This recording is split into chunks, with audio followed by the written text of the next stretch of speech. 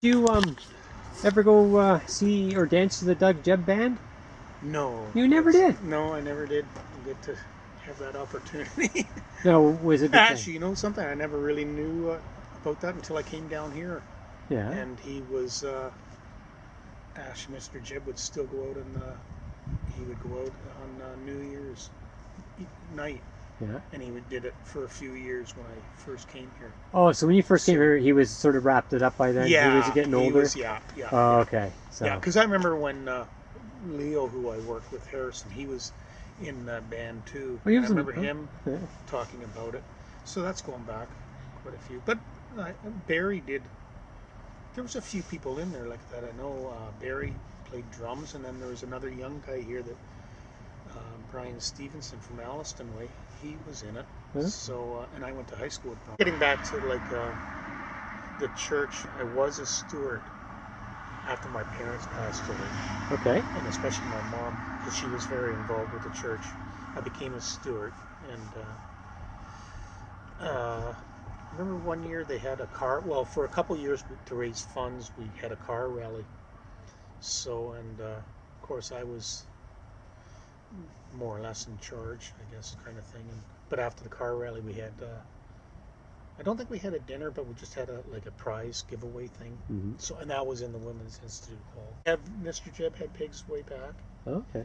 Yeah. and at one time they had them in the barn. And the other young guy here that we worked with, he rented the barn there and had pigs in there at one time, Okay. way back.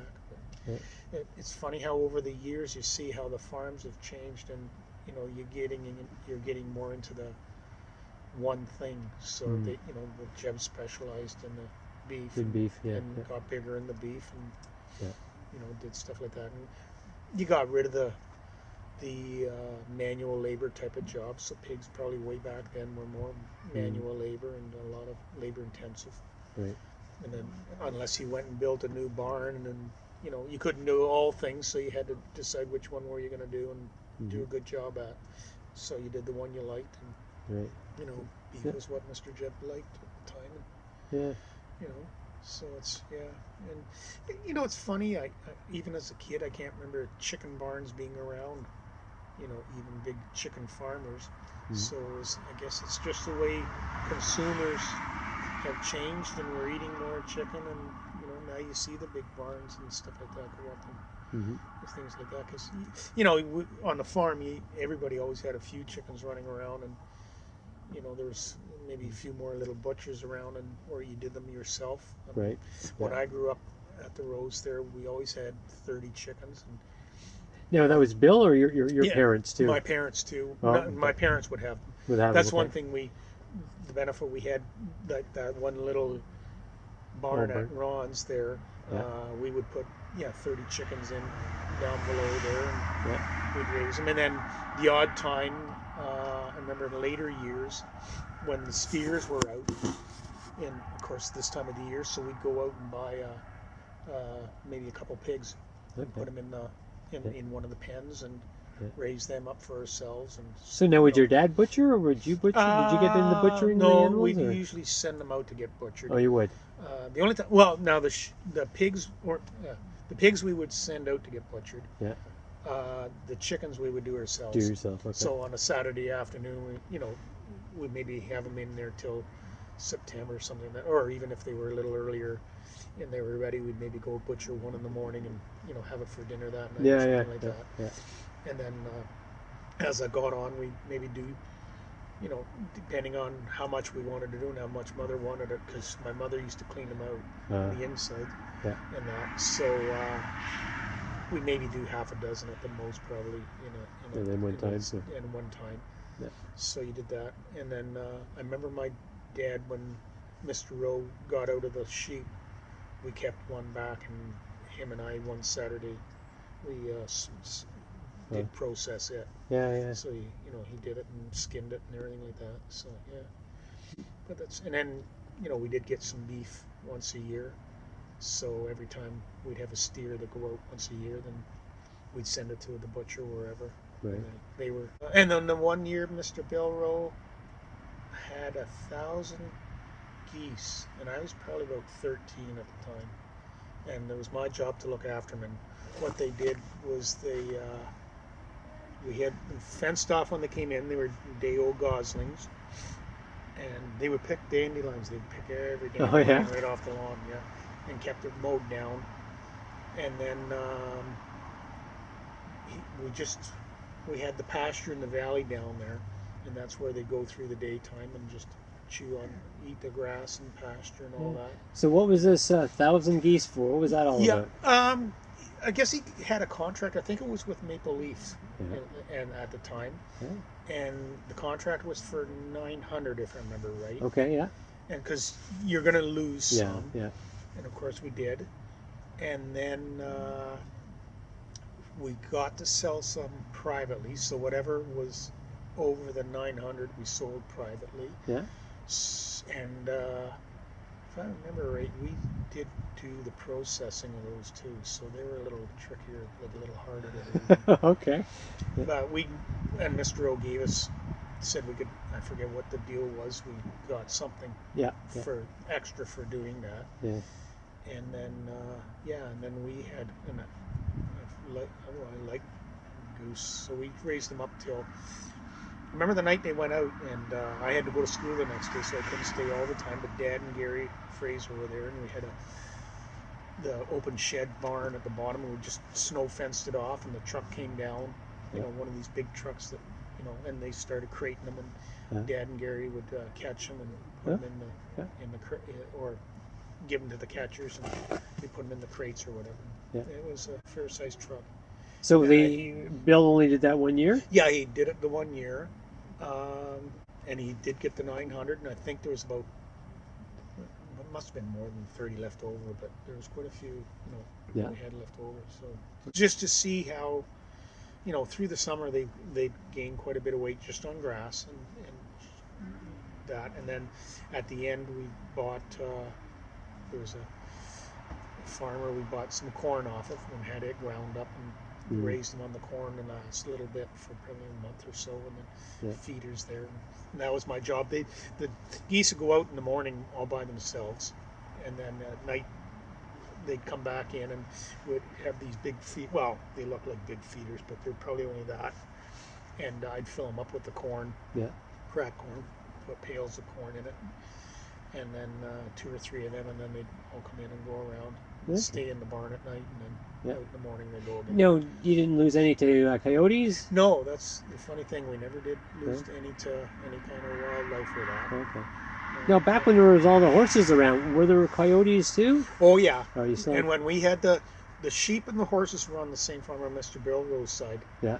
And a lot of times when we had the sheep out in the pasture, because they were out on one field in particular, on the side of the hill. And I remember 1 year we really got hit bad. And I remember, seeing my first sheep kind of hit by a coyote and how it tears it apart or whatever. So and I remember one time we were hooking up the manure spreader, and we just happened to be behind the barn hooking it up or whatever, and I looked up and I could see because the sheep would start running, and then all of a sudden there was some coyotes. So now. So what did Bill Rowe do about these coyotes? Did you try to shoot them, hunt them? Well, we did try. We did have, like, my dad was pretty good coming through the war. He's pretty good with shooting, but usually they would hit early in the morning, I guess, per se, or when you didn't see them, maybe when the sheep first went out. So it would really, Oh, so did your dad ever get a coyote? No, never did. Not, you know. I can't remember. No. Yeah. Okay. So but that's one of the reasons he did get out of the sheep, because after a while they just got worn down, the sheep themselves, and you do get a lot of problems with them if they get so and then he just kept horses, and my dad was getting older too, like he was getting up in his late 60s, 70, so he tried to slow things down a bit, I guess. Brother Lennox. Where was Lennox? Yeah, Lennox, I remember, like, he lived down here where Scott is now, living in the house. Okay, yeah. And then he had the farm, way back when I was a little guy, he had the farm out on the 5th Side Road out there. Paul Sadlin has it now, the big... Oh, the big White House there? Yeah. That used to be Lennox yeah, is. yeah. Ah, And it wasn't quite so big at that time. okay. Like it was still big, Yeah. but then he sold it to someone else. Was it John Ball? And anyways, then this other outfit, Kimorley, bought it. Okay. Kimorley Farms. And when Kimorley Farms had it, he was a guy who worked. How did he do it? He was on the Great Lakes shipping or something like Yeah. that. He had some boats on the Great Lakes. So I mean, he had a bit of money, and then he built the addition on. Okay. And then, yeah, and then when he sold out, Paul Sadlin bought it from him. Okay. From what I Yeah. recall. So when Lennox was there, Lennox was farming at the time. Yeah, yeah, he had beef. He didn't. He wasn't into horses like his dad and his brother. No, No, he was into beef. Yeah, that's something I never remember him having a horse. Okay. So yeah, but he had the beef, and like he did. It wasn't. He had the main old barns, if you can picture them. There, a lot of those little barns Morley's put in because they had purebred Herefords at the time. Okay. So they put a lot of those buildings up and stuff like that, and did it up the way it is now. And then Paul Settle put that one building out front there, and then there was those two extra houses on either side. They weren't there. It was all farmland. So yeah. And then I can't remember my dad ever really, because that's the one thing about the Rowes. If one needed a little bit of help, and I think that's why a lot of the people like Gary Dillon would know my dad and this and that, because a lot of them would move around and help out whenever needed. Right. Okay. So and that's kind of how it worked. Yeah. So and then and then when he sold the farm, he moved into Cookstown and had a little house on Main Street there, the one running east-west. Okay. And I remember being in there once with my dad. I think we went to the bank or something, and then we met Lennox. And then he said, come on in and have a little chat. So my dad went in, and we went in and sat with him for a while.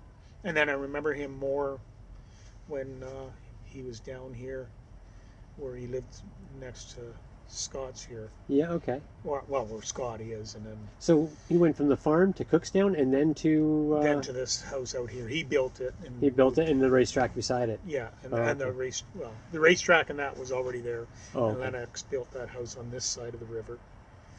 And then okay. Where Scott is Scott now. Okay, because so his dad owned the house and the racetrack on the other side of the river. Okay. Yeah. And Scott, I think, lived in the old house where I was born.